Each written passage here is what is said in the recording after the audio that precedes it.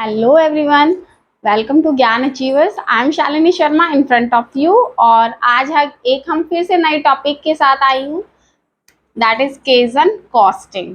अब केजन कॉस्टिंग क्या है, बहुत इंपॉर्टेंट है नेट के लिए, और जो HPSC PGT कॉमर्स के बच्चे हैं उनके लिए बहुत अच्छा पॉइंट है ये कि केजन कॉस्टिंग। सबसे पहले तो ये एक जापानी वर्ड है जिसका मीनिंग है कॉन्टिन्यूस इम्प्रूवमेंट। अब आप इसी से ही समझ गए होंगे कि कॉन्टिन्यूस इम्प्रूवमेंट, कि इम्प्रूवमेंट करते रहो और कॉस्ट को कम करते रहो। ठीक है, तो वही सेम पॉइंट है कि केजन कॉस्टिंग एक ऐसा सिस्टम है जिसके अंदर कॉस्ट को रिड्यूस किया जाता है बाय कॉन्टिन्यूस इम्प्रूवमेंट। आपको ये तो मालूम ही है। देखिए, जैसे जैसे टेक्निक्स अच्छी होती है, इम्प्रूव होती है, तो पर यूनिट कॉस्ट जो है वो डाउन होनी स्टार्ट हो जाती है। ये तो हमें मालूम है। तो वही सेम चीज है, केजन कॉस्टिंग के अंदर भी कॉस्ट को रिड्यूस किया जाता है कॉन्टिन्यूस इम्प्रूवमेंट से, चाहे वो आपकी प्रोडक्शन फैसिलिटीज हो या सर्विस हो या अदर थिंग एल्स। तो ये एक ऐसा मेथड है जिसके अंदर आप कॉस्ट को कंट्रोल करो। बार बार घुमा के वही सेम पॉइंट बोल रहे हैं कि कॉस्ट को कंट्रोल करना है। कैसे करना है कि जो अनप्रोडक्टिव बिजनेस एक्टिविटीज है, मींस ऐसी एक्टिविटी जिसका प्रोडक्शन में ज़रूरत ही नहीं है। जैसे एक एग्जाम्पल था कि जो ईंट लगाते हैं दीवार पे, दीवार बनाने के लिए जो ईंट को लगाया जाता है, ठीक है, तो उस पर्सन की एक्टिविटीज को देखा गया। वो पर्सन क्या कहता है, पहले दूर बड़ी है उधर से ईंट लेके आता है, फिर वो उसको नीचे रखता है, फिर वो सीमेंट लगाता है, उसके बाद फिर वो उठाता है, और उसके बाद फिर वो उस पर रखता है, फिर वो दोबारा जाता है। तो इस तरह से उन्होंने क्या किया कि इस एक्टिविटीज में बहुत ज़्यादा टाइम कंज्यूमिंग थी और लेबर कॉस्ट आपकी हाई हो रही थी। तो उन्होंने इस जो एक्टिविटीज, एक्स्ट्रा एक्टिविटीज है जिनको हम कम कर सकते हैं, उसको रिड्यूस किया। तो उन्होंने क्या किया कि जो ईंटों का ब्लॉक था वो पास में लेके आए, तो जो टाइम था वो हमारा कम हो गया है, और साथ के साथ उसको इतना ऊंचाई पे रखा गया कि पर्सन को झुकना पड़ता है फिर उठाना पड़ता है, तो बिल्कुल पास के अंदर है। या दो लेबर लगा दी गई, जो एक जो है चिनाई का काम कर रहा है और एक जो है वो उसकी हेल्प कर रहा है। तो उससे क्या होगा, जो उनका टाइमिंग है वो रिड्यूस हो जाएगा और काम जो है वो जल्दी होगा। तो जो आपका टाइमिंग डेज के अंदर हो रहा था, डेज ज़्यादा हो रहे थे और उनकी लेबर जो ज़्यादा बढ़ रही थी वो भी हमने कम कर दी। तो इस तरह से अनप्रोडक्टिव जो एक्टिविटी है उसको हम कम कर देते हैं। और साथ के साथ ऐसे रिसोर्सेज को कंट्रोल करना जो बिजनेस की वैल्यू में ऐड ही नहीं होते हैं, उनको भी हमने कम करना है। इसके अंदर आप कोई एग्जांपल भी ले सकते हो, जैसे कि मैं आपको बताती हूँ एग्जांपल। एग्जाम्पल अभी मेरे माइंड में आ नहीं रहा है। आप कोई भी एग्जाम्पल ले सकते हो कि अब जैसे यही था कि मैं आपको कह रही थी कि आपका डिनर टाइम है। अब डिनर टाइम के अंदर क्या है कि आपके जो बिजनेस की कैंटीन है वो 2 से 3 किलोमीटर दूर है, बहुत बड़ा बिजनेस एम्पायर है और 2 से 3 किलोमीटर दूर है। अब जो एम्प्लॉयज के पास व्हीकल्स है वो तो जा सकते हैं, लेकिन जो नॉन व्हीकल्स है वो क्या करेंगे, वो पैदल जाएंगे, पैदल आएंगे, ठीक है, खाना खाएंगे। उनके पास टाइमिंग ही नहीं है एंजॉयमेंट का। जो 1 घंटे का आपको ब्रेक दिया गया है वो किस लिए दिया गया है कि आप में दोबारा से एनर्जी आ जाए, लेकिन उनकी तो एनर्जी क्या हो गई है, फिर से डाउन हो गई, क्योंकि वो 2-3 किलोमीटर पैदल जा रहे हैं, 2-3 किलोमीटर पैदल आ रहे हैं, तो उससे एनर्जी डाउन होगी और वो इनडायरेक्टली आपके बिजनेस को ही इफेक्ट डालता है। ठीक है, बट उसको हम क्या कर सकते हैं, प्रोडक्शन के अंदर ऐड नहीं कर सकते हैं। तो अगर आप कैंटीन की फैसिलिटी को पास में ले आओ तो आपके जो बिजनेस में जो प्रोडक्शन है उसमें इंक्रीमेंट होगा, क्योंकि जो एम्प्लॉयज हैं वो भी हैप्पी हो जाएंगे, हैप्पी मूड रहेगा उनका, एनर्जी लेवल उनका डाउन नहीं होगा बल्कि एनर्जी लेवल इंक्रीज हो जाएगा।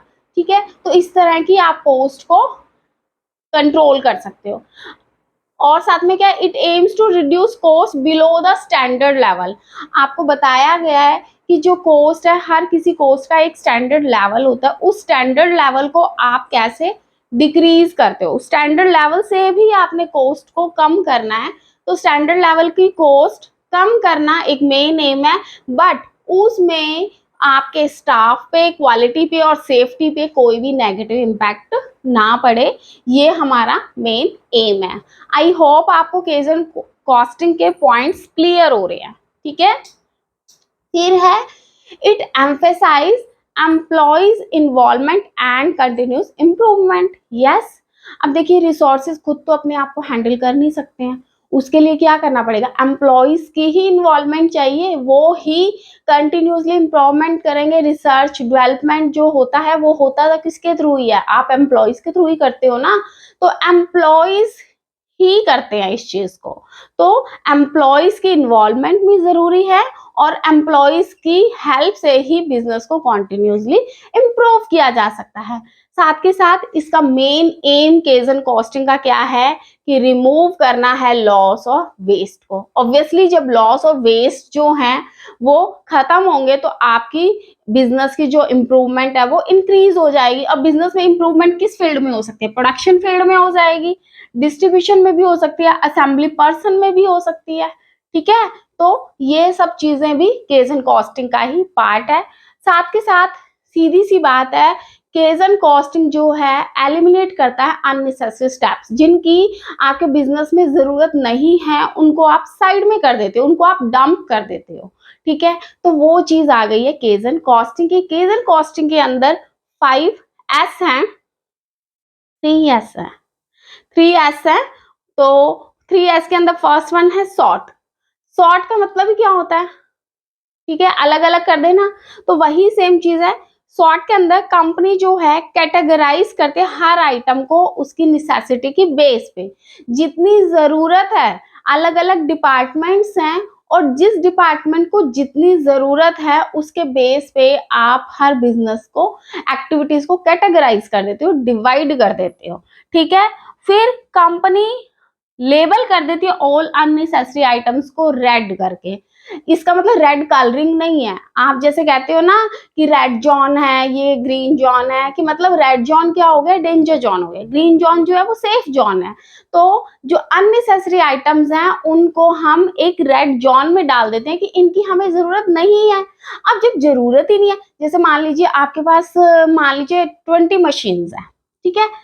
आपने ये चीज ऑब्जर्व की कि जो 20 मशीन्स है उसमें से सिर्फ 15 मशीन्स का ही आप प्रोडक्शन में पार्टिसिपेशन कर रहे हो, जो 5 मशीन्स हैं वो ना के बराबर यूज हो रही है और उन मशीन्स की जरूरत भी नहीं है और वो मशीन्स का काम 15 मशीन्स में ऑलरेडी हो रहा है। तो आप क्या करोगे, जो 5 मशीन्स हैं उनको आप या तो सेल कर दो और अगर वो सेल करने लायक नहीं है तो उनको डंप कर दो, ठीक है। तो वही सेम चीज है कि ऑर्गेनाइजेशन जो है वो इन आइटम्स को डंप भी कर सकता है और सेल भी कर सकता है। नेक्स्ट वन है, इससे क्या होगा, अब आपको जो 5 मशीन्स थी उनकी जरूरत नहीं थी लेकिन वो आपकी स्टोरेज को भी ले रहे थे, आपको उनको मेंटेन भी रखना पड़ता है, ठीक है। धूल मिट्टी है तो उसको साफ सफाई भी करनी है, कि अब आप उसका कभी कभार हफ्ते में एक दिन उसका यूज कर रहे हो तो उसको क्या करना पड़ता है, मेंटेन भी रखना पड़ेगा ना। ये तो नहीं है कि आप उसको साइड में वेस्ट कर दोगे, ठीक है। तो बट अगर आपने उसको सेल ही कर दिया तो वो 5 मशीन्स की स्टोरेज भी बच गई है, हमारी मेंटेनेंस भी बच गई है। तो वही सेम चीज कह रहे हैं कि ये हेल्प करेगा बिजनेस की प्रोडक्टिविटी को, कि 15 मशीन्स की जरूरत है, आप सिर्फ 15 ही है, आप 15 से यूटिलाइज कर सकते हो, ठीक है। तो ये था हमारा शॉर्ट पॉइंट। अब नेक्स्ट वन है स्ट्रेटन, अब हम उसके बारे में स्टार्ट करते हैं। अब थर्ड पॉइंट है सेकंड है सॉरी स्ट्रेटन पॉइंट। स्ट्रेटन का मतलब क्या है, 5S कर रहे हैं जिसमें स्ट्रेटन है सेकंड वन। तो स्ट्रेटन में अब आपने सॉर्ट के अंदर अननेसेसरी जो स्टेप्स थे उनको रिमूव कर दिया, अब सारे के सारे क्या हो गए हैं, क्रूशियल आइटम्स बच गए हैं, मींस जो इंपॉर्टेंट आइटम्स थी। अब उनको आपने कैसे ऑर्गेनाइज करना है और ऑर्गेनाइज भी आपने सिंप्लीफाई मैनर में करना है, ठीक है। तो सिंप्लीफाई ऑपरेशन में करना है तो इससे हेल्प क्या होगी कि असेसिबिलिटी हो जाएगी। जैसे अभी मैंने आपको 20 मशीन्स का एग्जाम्पल दिया था, 20 मशीन्स में से 5 मशीन्स जो थी वो आपकी अननेसेसरी थी, उनको आपने हटा दिया। तो अब 15 मशीन्स है, 15 मशीन्स में आप प्रॉपर उनको एक्सेस कर पा रहे हो, अब आपके पास पूरी विजिबिलिटी आ गई है और 15 मशीन्स पूरी की पूरी हर तरीके से आपके जो रॉ मटेरियल है उसके लिए अवेलेबल है, आपके बिजनेस की टूल्स सारे उसमें यूटिलाइज हो रहे हैं, आपके प्रोडक्शन एक्टिविटीज सबकी सभी 15 मशीन्स में यूज हो रही है। तो ये क्या हो गया आपका स्ट्रेटन पॉइंट हो गया, क्लियर हो गया है। नेक्स्ट वन है शाइन। अब शाइन के अंदर क्या होगा, शाइन नाम से ही पता चल रहा है कि इसके अंदर आप remove to inspecting and cleaning equipment tools, wait it refers to है, यहाँ पे रिमूव नहीं आएगा, ठीक है। हाँ, it helps to inspecting and cleaning equipment tools. Shine का मतलब ही क्या हो गया कि जो भी आपके टूल्स है, मींस कहने का मतलब है जो 15 मशीन्स है कि अब वो प्रॉपर मेंटेन होनी चाहिए, प्रॉपर क्लीन होनी चाहिए। अगर उसके लिए टूल्स की जरूरत है तो वो टूल्स वगैरह आपके पास 24 टाइम्स प्रोवाइड होने चाहिए, ताकि आपका पूरे का पूरा जो 15 मशीन्स हैं वो प्रॉपर वे में वर्किंग में यूजफुल हो सके, ठीक है। और साथ के साथ पॉजिटिव वर्क एनवायरनमेंट होना चाहिए। शाइन सिर्फ मशीन्स को शाइन करने से काम नहीं चलेगा, आपको अपने एम्प्लॉयज को भी पॉजिटिव वर्क एनवायरनमेंट देना पड़ेगा। अगर आपके एम्प्लॉयज पॉजिटिव है, जैसे अभी मैंने एग्जांपल दिया कि कैंटीन फैसिलिटीज बहुत दूर है, तो एम्प्लॉयज की एनर्जी तो वैसे ही डाउन हो गई है। अगर आप उनको अच्छा एनवायरनमेंट देते हो, उसके अंदर आपका लाइटिंग भी फैसिलिटीज है, पूरा फुली मतलब हवादार है पूरा का पूरा, आपके साथ जो मोटिवेट भी किया जाता है, सुपरवाइजर है वो भी उनका पॉजिटिव रिलेशन है, कोऑपरेटिव है, कोऑर्डिनेशन है, तो हर तरीके से पॉजिटिव होना चाहिए कि मीन्स आपके एम्प्लॉयज को कोई भी मेंटली या फिजिकली किसी भी तरह की टेंशन नहीं होनी चाहिए। तो इससे होगा क्या, इससे आपके जो एम्प्लॉयज हैं वो ज्यादा रिस्पॉन्सिबल हो जाएंगे, वो अपने बिजनेस ऑपरेशन है उनको अपना 100% दे पाएंगे, ठीक है। तो साथ के साथ इससे क्या होगा कि फिर अगर वो दे पाएंगे, अपना 100% देंगे, तो इनडायरेक्टली के डायरेक्टली ही आपके इफेक्ट तो किस में हो रहा है, बिजनेस में ही हो रहा है ना, आपका बिजनेस ही ऑन गोइंग हो रहा है, ठीक है, इंप्रूवमेंट हो रही है। तो नेक्स्ट वन है स्टैंडर्डाइज। अब स्टैंडर्डाइज क्या होता है कि जो ये अबव प्रिंसिपल्स हैं इनके बीच में एक ब्रिज का काम करता है, मीन्स कोऑर्डिनेशन बनाए रखता है। साथ ही साथ बिजनेस के अंदर एक स्टैंडर्ड्स एस्टेब्लिश होने चाहिए हर चीज के लिए, ठीक है। क्या होता है ना स्टैंडर्ड्स, या हम ये कह सकते हैं कि आपको कह दिया गया कि एक दिन में आपने 1000 यूनिट्स बनाने ही हैं, ठीक है। तो अब ये स्टैंडर्ड फिक्स कर दिया गया है, तो हम इस स्टैंडर्ड के पास पहुंचने की कोशिश करेंगे। अगर हमारी लाइफ में कोई एम ही नहीं है तो हम क्या कर रहे हैं, कुछ भी नहीं कर रहे, ठीक है। तो आपके पास एक आपकी यूजेबिलिटी होती है, क्लीनलीनेस होती है, मेंटेनेंस होती है, और साथ के साथ जो डेली ऑपरेशंस हैं उनकी प्लेसमेंट बनी रहती है कि अब आपका रिसर्च डिपार्टमेंट ये वर्क कर रहा है, स्टाफ आपका प्रोडक्शन डिपार्टमेंट क्या काम कर रहा है आपका, ठीक है। तो इस तरह से आपका स्टैंडर्डाइज फिक्स होना चाहिए। नेक्स्ट वन है सस्टेन। अब सस्टेन का मतलब क्या होता है, बनाए रखना, सब कुछ मेंटेन रखना। तो ऑर्गेनाइजेशन को इन्फॉर्म किया जाता है कि एम्प्लॉयज को कि कोई भी अगर चेंज होता है, किसी भी चेंज के बारे में, चाहे वो आपका बिजनेस का इंटरनल चेंज है या एक्सटर्नल चेंज है, तो उस चेंज के बारे में, कोई टेक्निक चेंज हुई है तो उसके बारे में एम्प्लॉयज को बताना मस्ट है, तब ही वो अकॉर्डिंग टू स्टैंडर्ड उस वर्क को कर पाएंगे।